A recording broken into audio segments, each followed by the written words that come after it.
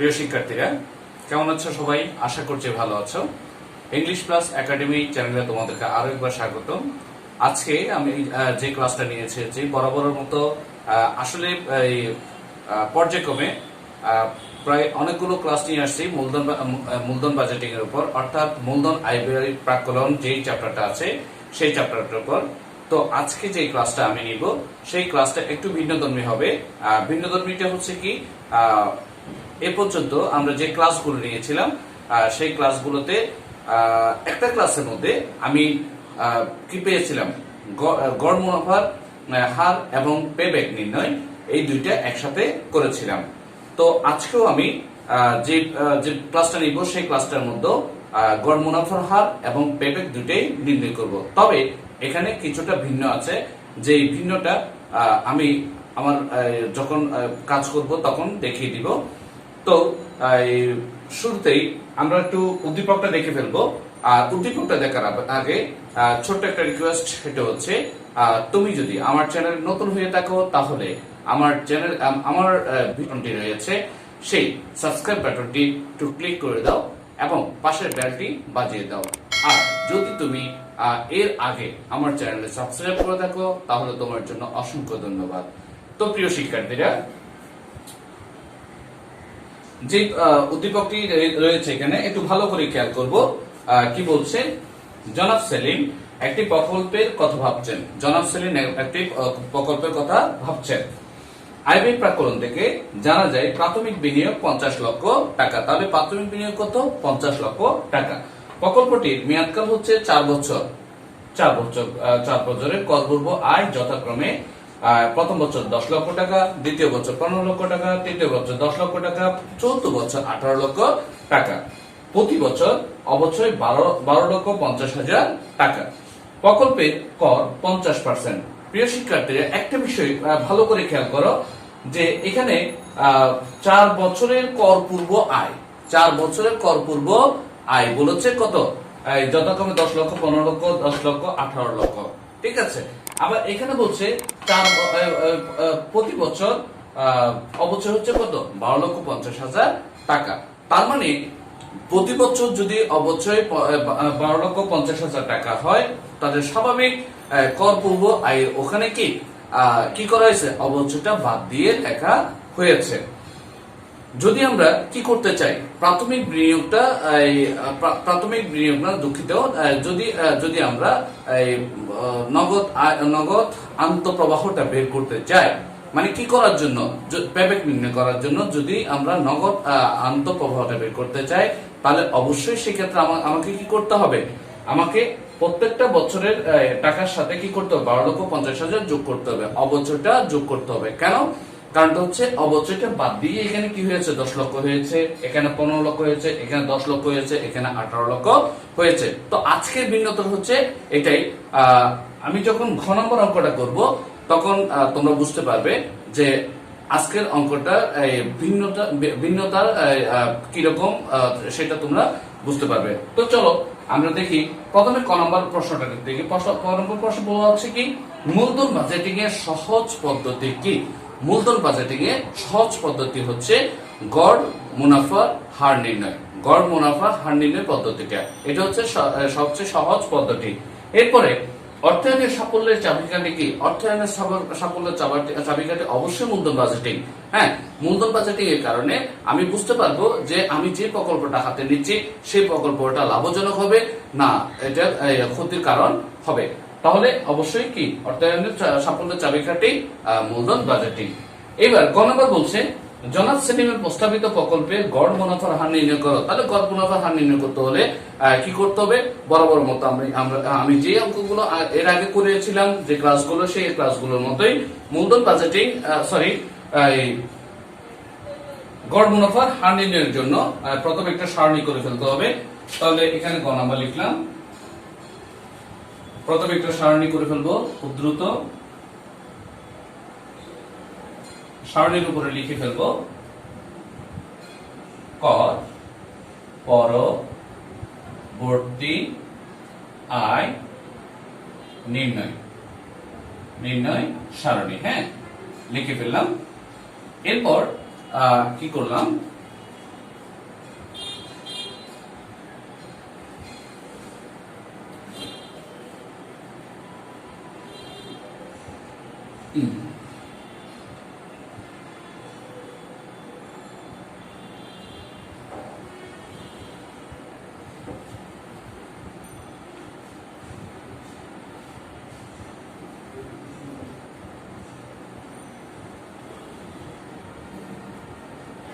বছর হচ্ছে 3টা, 1 2 না 4টা, 3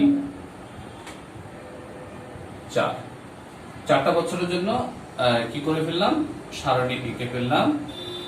হ্যাঁ, এখানে লিখলাম বছর 1, বছর 2, বছর 3, বছর 4। উপরে লিখলাম পরিমাণ, পরিমাণ টাকা। হ্যাঁ, এবার এখানে লিখলাম বিবরণ। হ্যাঁ, আজকের কারণটি একটু ছোট, কারণটা হচ্ছে আজকে কাজ কম গ নম্বরে। তাহলে প্রথমে কর পূর্ব আয় লিখলাম কত করে, প্রথমে 10 লক্ষ টাকা, তাহলে 10 লক্ষ লিখে ফেললাম। তারপর হচ্ছে 15 লক্ষ টাকা, তাহলে 15 লক্ষ টাকা লিখে ফেললাম। এরপর হচ্ছে 10 লক্ষ টাকা, আবার 10 লক্ষ টাকা লিখে ফেললাম। এরপর হচ্ছে 18 লক্ষ টাকা লিখে ফেললাম। মাইনাস কর কত পার্সেন্ট বলেছে, কর বলেছে 50%, তাহলে 50% লিখে দিলাম। 50% হলে এখানে হয় কত, 5 লক্ষ, এখানে হয় 7,50,000, এখানে হয় 5 লক্ষ, এখানে হয় 9 লক্ষ। হ্যাঁ, 50% মানে তো অর্ধেক না, সেই জন্য তাহলে আমরা বিয়োগ করে কি পাই,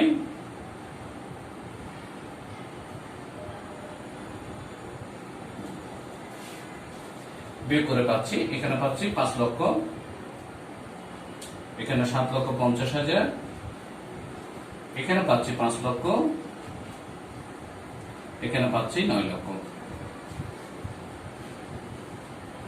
তাহলে এটা হচ্ছে কর পরবর্তী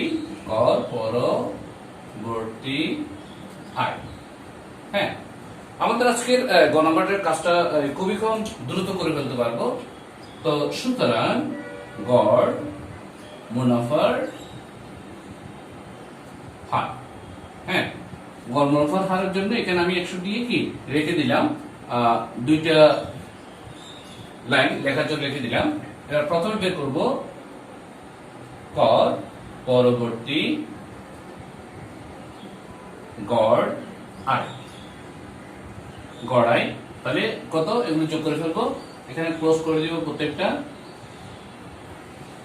5 লক্ষ যোগ 7,50,000 যোগ 5 লক্ষ যোগ 9 লক্ষ ডিভাইড বাই 4। হ্যাঁ, তাহলে ক্যালকুলেটর নেই, কত পাচ্ছি, 5 10 লক্ষ যোগ 9 7 16,50,000, তাহলে 26,50,000 পাচ্ছি, ভাগ কত 4, পেলাম কত 6,62,500, তাহলে 6,62,500 পেয়ে গেলাম। এবার গড় বিনিয়োগ পাচ্ছি কত, যেহেতু বলা হয়েছে 50 লক্ষ, তাহলে 25 লক্ষই হবে। 50 লক্ষ ডিভাইড বাই 2, তাহলে 25 লক্ষ। হ্যাঁ, তাহলে লিখে ফেললাম 25 লক্ষ নিচে, আর উপরে পেলাম 6,62,500।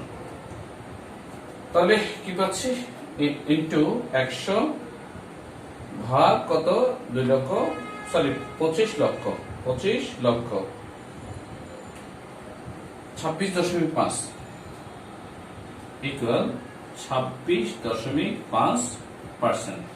তো প্রিয় শিক্ষার্থীরা, যেহেতু কি পেলাম, মুনাফা পাচ্ছি 26.5%, তাহলে অবশ্যই নিঃসন্দেহে এই প্রকল্পটি লাভজনক।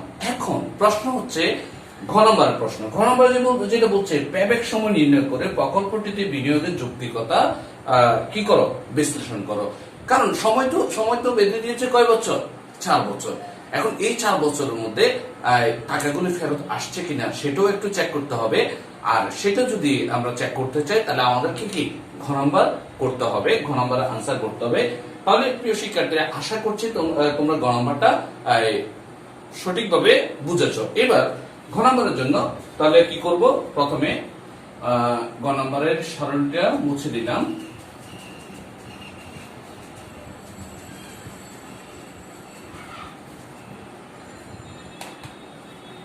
এখানে প্রথমে ঘ করে দিলাম, ঘ হয়ে গেল। এবার গ নম্বর সারণীটা মুছে আমরা আরেকটা সারণী লিখবো। সেই সারণীটা কেমন, সেই সারণীটা হচ্ছে প্রথমত এরকম,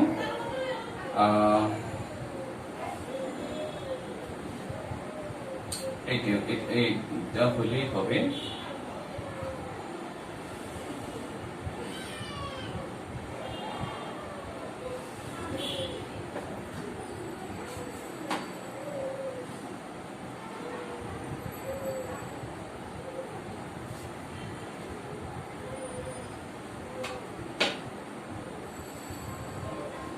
তাহলে বছর 1, বছর 2, বছর 3, বছর 4।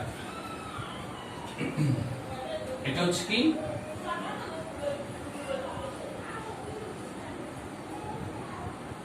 নগদ আন্তঃপ্রবাহ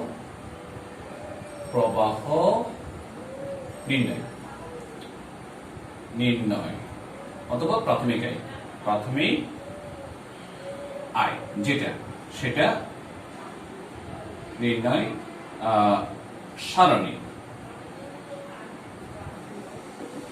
আচ্ছা, ঠিক আছে। তাহলে প্রথমে কত, বছর 1, বছর 2, বছর 3, বছর 4। তাহলে আমরা কি পাচ্ছি, আমরা যেটা পাচ্ছি সেটা হচ্ছে কর পূর্ব আয়। কর পূর্ব আয় কত, 10 লক্ষ টাকা,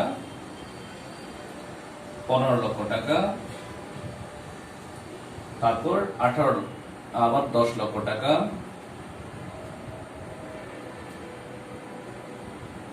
তারপর 18 লক্ষ টাকা। তাহলে যোগ কি, অবচয়, যোগ অবচয়।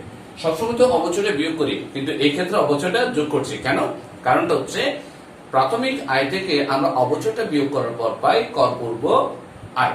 কর পূর্ব আয়, এখন যেহেতু আমার কাছে কর পূর্ব আয় আছে কিন্তু প্রাথমিক আয় নেই, যার কারণে আমি কি করছি, অবচয়টা যোগ করে প্রাথমিক আয়টা বের করছি। তাহলে অবচয়টা হচ্ছে কত, 12,50,000 লিখলাম। 12,50,000, 12,50,000, 12,50,000। তাহলে আমি দেখতে পাই যোগ করে দিলে কত পাচ্ছি,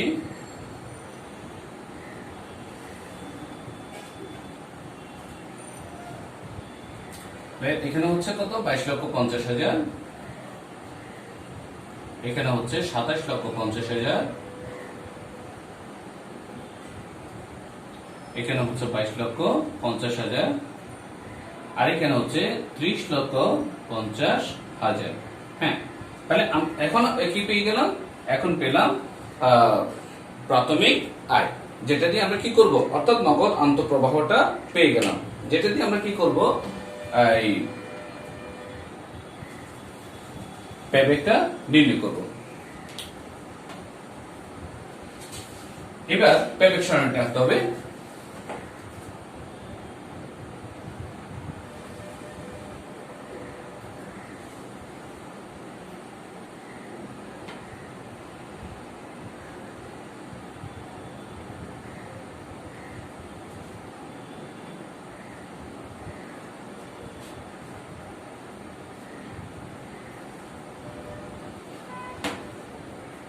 বছর যেহেতু 4টা, তাহলে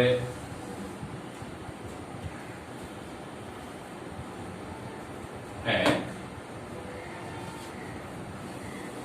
2 3 4 1 2 3 4 আরেকটা আঁকতে হবে।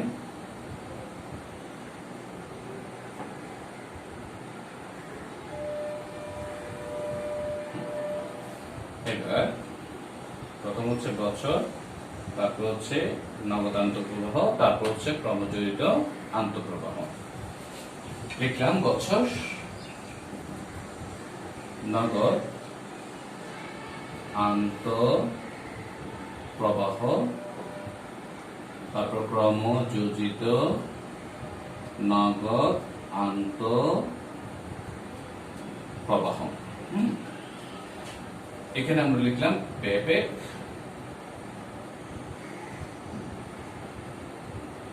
সারণী। আচ্ছা গেল। এবার বছর 1 2 3 4।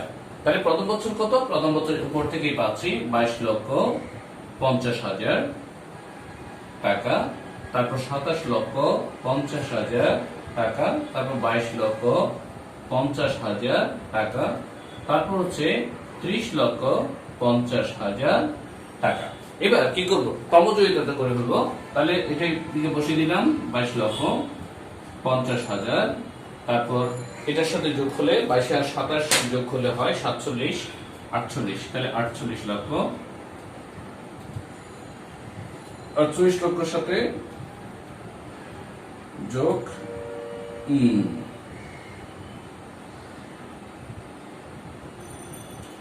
48 লক্ষের সাথে 22 লক্ষ কত? 22,50,000 যোগ করলে পাচ্ছে 70,50,000। 70,50,000, তারপর সেটার সাথে 30,50,000 যোগ করলে পাই 1,01,00,000। তবে 1,01,00,000,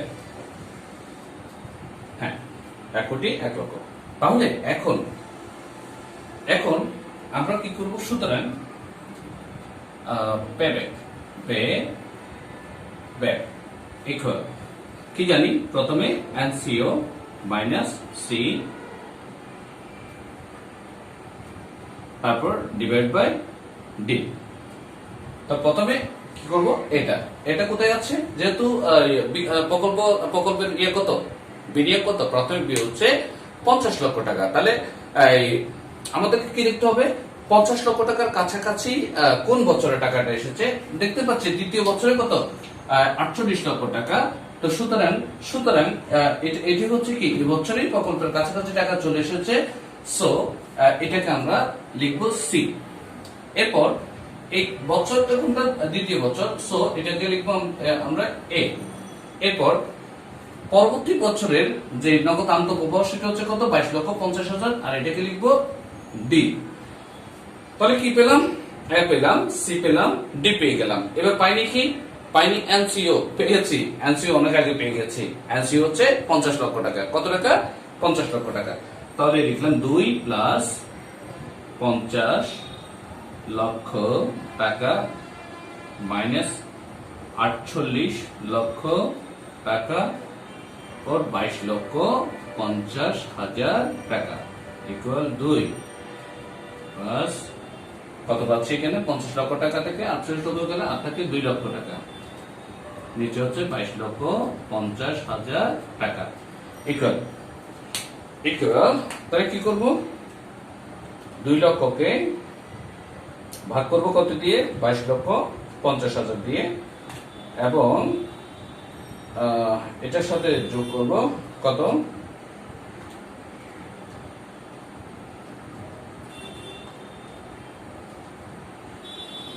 যোগ করব কাকে? 2 কে। তাহলে 2.09 2.09 বছর। তাহলে যেটা বোঝা গেল সেটা হচ্ছে এই টাকাটা মানে 50 লক্ষ টাকাটা ফেরত আসবে কত? মাত্র 2.09 বছরে। অর্থাৎ প্রকল্পটি যেহেতু 4 বছরের জন্য গ্রহণ করা হয়েছে, কিন্তু তার মধ্যে প্রকল্পটি যে বিনিয়োগ করা হচ্ছে সেই বিনিয়োগগুলো ফিরে আসতেছে কত বছরে? মাত্র 2 বছরে, 2.09। তাহলে 2 বছরে ফেরত আসছে। তো সুতরাং 100% জনাব সেলিম প্রকল্পটি বিনিয়োগের ক্ষেত্রে, জনাব সেলিমের প্রকল্পটি বিনিয়োগের ক্ষেত্রে যৌক্তিকতা 100% রয়েছে, অর্থাৎ এই প্রকল্পটি শতভাগ লাভজনক হবে। তো প্রিয় শিক্ষার্থীরা, আজকে আমার ক্লাসটা ছিল এতটুকুই। আমার এই ক্লাসটা যদি তোমাদের ভালো লেগে থাকে তাহলে অবশ্যই লাইক, কমেন্টস এবং তোমার যে সকল বন্ধুরা এই ক্লাসটা পেলে উপকৃত হবে তাদের জন্য শেয়ার করলে আমি খুব বেশি খুশি হব। তো আবারও দেখা হয়ে যাবে আরো একটি ক্লাসে। সে পর্যন্ত সবাই সুস্থ থাকবে, ভালো থাকবে।